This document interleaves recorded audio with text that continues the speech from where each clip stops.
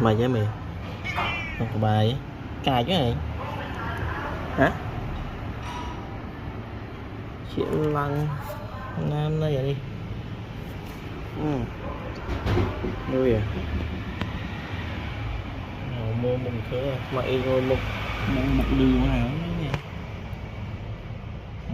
đi cho dạ mời mời mời mời mời mời mời mời mời mời mời nè anh ta cua xong chuyện kia mà nói được gì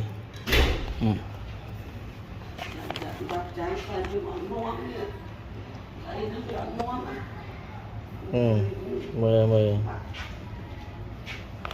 đây